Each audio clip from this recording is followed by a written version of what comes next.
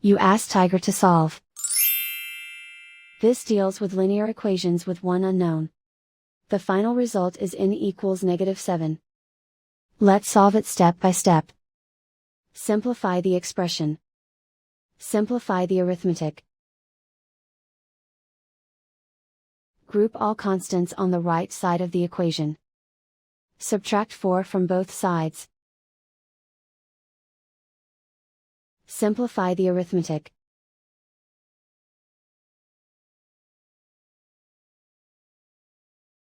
Isolate the n. Divide both sides by -7. Cancel out the negatives. Simplify the fraction.